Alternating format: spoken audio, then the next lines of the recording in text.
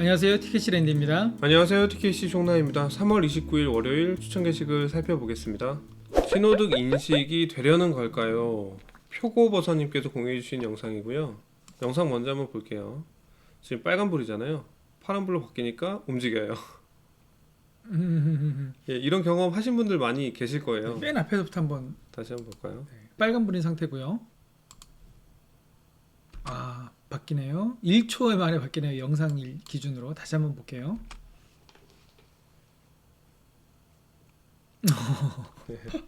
이 경험, 네. 랜디님도 경험하셨죠? 아, 저는 경험 못했어요. 경험 못하셨어요? 네. 모델 3 유저분들은 경험 많이 하셨을 텐데 네. 이게 파란불로 바뀌잖아요. 그거 움직여요. 그래서 네. 우와 대박 이러면서 와 드디어 음. 신호인식 되는 거야 막 이랬는데 전 한 이틀 전에 경험한 건데요. 여기 지금 파란불로 바뀌잖아요. 네. 이게 바뀐 게 네. 이게 직진 신호도 파란불인데 좌회전 신호도 파란불인 거 아시죠? 그렇죠. 좌회전 신호 보고도 움직이더라고요. 네. 네, 그래서 최근에는 좌회전 신호 보고도 움직이는 거 보고 아 이제 음. 조만간 되려나 보다. FSD 빨리 사야 되겠다. 뭐 이런 생각. 저는 이미 샀는데 네. 다음 차에 넣을 때도 저는 넣고 계약했거든요. 네. 그래서 추천을 꼭 드리고 싶습니다. 이런 거 보면 조만간 될 것 같은 느낌이 좀 많이 들어가지고요. 네. 마저 내용 보면은 오파 걸고 신호 대기 중이었는데 파란불로 바뀌자마자 출발하다가 앞차가 있으니 기다리네요. 원래 이런 현상이 한 번씩 있는 건가요? 시내에서 오파는 거의 쓰지 않아서 잘 모르겠습니다. 전에는 한 번도 이런 적 없어서 혹시 이번 선물에 신호등 인식이 들어가 있는 것은 아닌지 생각해 봅니다. 제가 개인적인 사정이 있어서 지금 모델 3 롱레인지 FSD 없는 차량을 대차받아서 지금 운행을 하고 있는데 FSD 있는 거 타다가 없는 거 타니까 되게 불편해요. 자동 차선 변경 되는 거 안 되는 거, 그다음에 서먼 안 되는 거, 자동 주차도 가끔씩 쓰거든요. 네. 그거 안 되는 거. 원래 있다가 없으면 불편하죠. 네. 이따가 없으니까 너무 불편해가지고 저는 가격이 얼마가 됐든 무조건 살 것 같습니다. 다음 차에서도 오토파일럿 얘기가 나와서 다른 영상도 한 번 더 볼게요. 영상 제목이 오토파일럿 명확한 한계예요. 영상을 먼저 보면요, 지금 2차선으로 달리고 있잖아요. 그런데 이 부분을 차선이 없는 부분 지나면서 1차선으로 바꿔요. 왜 버스를 따라가면 되는데 버스를 못 따라가고 불안하게 1차선으로 바뀌었을까? 이거는 오토파일럿의 한계다. 이런 뜻에서 영상을 공유해 주신 거예요.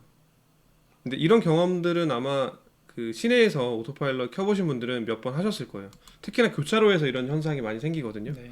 왜냐면 이 부분에 차선이 안 그려져 있어요. 네. 그려져는 있는데 이렇게 좌회전 차선 때문에 선이 많이 꼬여 있잖아요. 네. 이쯤에서 잠깐 보면은요, 테슬라는 내부적으로 도로를 다 그리잖아요. 그릴 때 이 선이 이렇게 가는 거죠. 이렇게. 얘는 이렇게 가는 거고요. 그래서 이것이 하나의 레인이라고 생각을 하기 때문에 이런 일이 벌어지거든요. 이런 거는 좀 아쉽기는 하죠.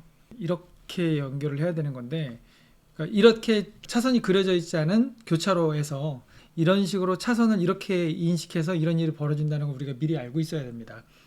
사실 저는 이런 거에 경험이 좀 많다 보니까, 많이 경험하다 보니까 이거는 이렇게 되겠네 하고 미리 준비하거든요. 이제 만약에 제 옆에 차가 한 대가 있었다고 치면 이 차 쪽으로 제가 무리하게 진입하려고 하거나 또는 이 차가 조금 뒤에 있다고 하면 제가 굉장히 무리하게 차선을 바꾸는 결과가 되거든요. 차선을 바꾸는 게 아닌데 이 사람은 오해하겠죠. 그래서 이런 상황이 발생할 수 있다는 걸 차선만 보고도 아실 정도로 이걸 엣지 케이스라고 하죠. 이런 케이스들을 많이 경험해 보시는 게 중요합니다. 일단은 시내에서 오토파일럿의 사용은 적극 권장하지는 않고요. 개인적으로도 특히나 이렇게 교차로를 지나간다라고 할 때는 더더군다나 더 신경을 써야 되는 부분이고. 저는 그 부분에서는 조금 다른 생각을 가지고 있는데요. 저는 시내 주행에서도 굉장히 적극적으로 오토파일럿을 사용하셔야 된다고 생각합니다. 왜냐하면 아까 말씀드렸던 그런 엣지 케이스를 많이 경험을 하시게 되거든요. 그런 경험을 통해서 오토파일럿의 한계를 알게 되십니다. 그래야지 오토파일럿을 더 안전하게 사용할 수 있다고 저는 생각을 하고요. 그래서 저는 웬만하면 오토파일럿으로 가려고 굉장히 애를 씁니다. 그렇게 해서 하다 보면 이런 거는 오토파일럿이 못하더라라는 데이터가 제 머릿속에서 계속 쌓이거든요. 그래서 좀 더 안전하게 오토파일럿을 사용할 수 있을 것 같아요. 그래서 한계를 사용해 보고 느끼는 경험에서 느꼈던 그 한계들을 알기 때문에 그런 네. 구간에서는 되도록이면 안 쓰려고 하고요. 그렇죠. 그리고 시내에서 쓰더라도 잠깐 딴짓할 때 그때 그리고 이런 교차로 지나지 않을 때 그런 말씀하지 마세요. 딴짓 큰일 나서 잠깐 딴짓이라고 하는 건 네. 카톡 잠깐 봐야 될 때이거든요. 네, 급하게 아니, 안 처리해야 됩니다. 될 거 안 됩니다. 있을 때 그것도 그때 안 이제 잠깐 쓰고 아니, 예. 그것도 안 그리고 이런 되고요. 교차로 구간에서 절대 저는요. 한눈 팔면 안 그 돼요. 오토파일럿을 걸고도요. 주변을 많이 살피고 앞을 자세히 봐요. 왜 그러냐면 이 오토파일럿이 어떻게 반응하는지 저는 그게 되게 궁금하고 신기해요. 특히 이제 이런 엣지 케이스에 해당하는 그런 케이스에는 굉장히 눈여겨봅니다. 얘가 어떻게 반응을 하는지. 저는 개인적으로는 시내에서 오토파일럿 쓸 때는 잠깐 딴짓할 때 그때 좀 많이 쓰고요. 헛소리 하지마 임마.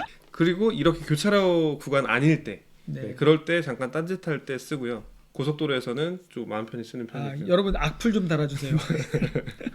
그래서 한계를 명확하게 알기 때문에 적재적소에 저는 쓴다고 생각합니다. 네. 이렇게 해서 오토파일럿에 대해서 한번 살펴봤고요. 한계를 정확히 어느 정도 인식을 하고 사용하시는 걸 추천드리고요. 신호등 인식은 어느 정도 되는 것 같아요. 네, 머지않았다. 머지않았다. 애플3는 적극 추천드리고요. 정보 공유해주신 표고버섯님 감사합니다. 감사합니다.